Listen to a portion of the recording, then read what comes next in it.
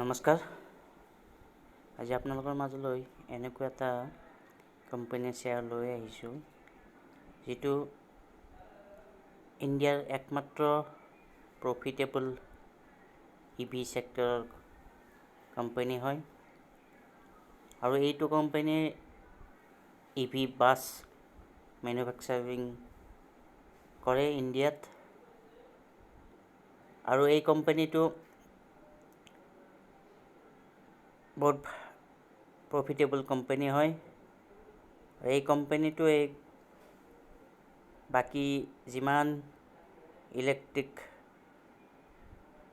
Equipment electric vehicle company আছে ইণ্ডিয়াত,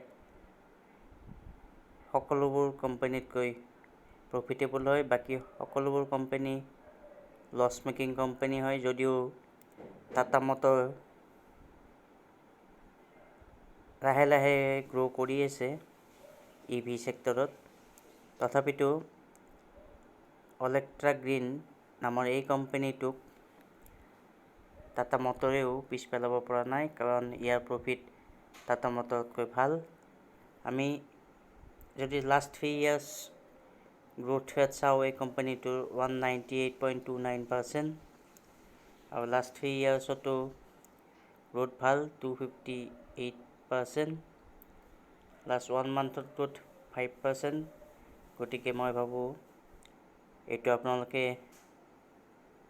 আপোনালোকৰ পৰ্টফলিঅ'ত এড কৰিব পাৰে, যদি আপোনালোকে EV চেক্টৰৰ কোম্পানী বিচাৰি আছে।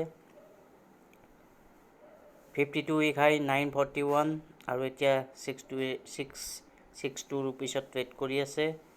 মাৰ্কেট কেপ 5636 crore, আৰু 1.10%। এইটো এটা আচৰিত হ'বলগীয়া ডাটা নহয়, কাৰণ মেক্সিমাম EV চেক্টৰ আৰু মটৰ চেক্টৰত আৰু মাইনাছত আছে।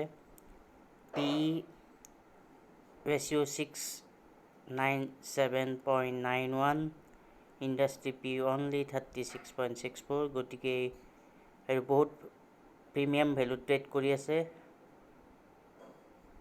কাৰণ EV চেক্টৰৰ ডিমাণ্ড ফিউচাৰত বাঢ়িব বুলি আমি সকলোৱে জানো। প্ৰফিট যদি আমি ইয়াৰলি চাওঁ, লাষ্ট 21ত 8 crore প্ৰফিট জেনেৰেট কৰিছে, আৰু তাৰ আগৰ ইয়েৰত 14 crore জেনেৰেট কৰিছিল। আৰু ইয়াৰলি ৰেভিনিউ লাষ্ট 21ত 281 crore। আৰু প্ৰমোটাৰ হোল্ডিং 50% অলমষ্ট, আৰু FI দিয়াৰ হোল্ডিঙো আছে। FI 8.75% মাৰ্চ কোৱাৰ্টাৰত শ্বেয়াৰ কিনিছে, আৰু আদাৰ ডমেষ্টিক ইনষ্টিটিউশ্যন 0.04% জাষ্ট এণ্ট্ৰি কৰিছে। আৰু এই কোম্পানীটোৰ নাম হ'ল অলেক্ট্ৰা গ্ৰীণ টেক। আপোনালোকে মোৰ স্ক্ৰীণত দেখিছে যে পিউৰলি ইলেক্ট্ৰিক বাছ মেনুফেকচাৰিং কৰে এই কোম্পানীটোৱে, আৰু এইটো হায়দৰাবাদ বেছড কোম্পানী। এইটো first ever electric bus manufacturing, having manufactured and deployed all variants of electric buses in India. So আশা কৰিছোঁ এই ইনফৰমেশ্যনটোৱে আপোনালোকক হেল্প কৰিব, আৰু EV চেক্টৰৰ গ্ৰ'থ নেক্সট 5 to 6 yearsত ইণ্ডিয়াত হ'ব বুলি আমি ভাবিছোঁ। আৰু আপোনালোকেও যদি EV চেক্টৰৰ প্ৰফিটেবল কোম্পানী বিচাৰি আছে, এইটোৱে একমাত্ৰ ইণ্ডিয়াৰ প্ৰফিটেবল EV চেক্টৰৰ কোম্পানী। টাটা মটৰো কিন্তু প্ৰফিটেবল এতিয়ালৈকে হোৱা নাই, আৰু টাটা পাৱাৰ EV চেক্টৰৰ বেটাৰী কাম কৰিছোঁ, সেইটো কোম্পানীও প্ৰফিটেবল নহয়। কিন্তু অলেক্ট্ৰা গ্ৰীণ অনলি কোম্পানী যিটো এতিয়া প্ৰফিটেবল কোম্পানী হয়। ধন্যবাদ।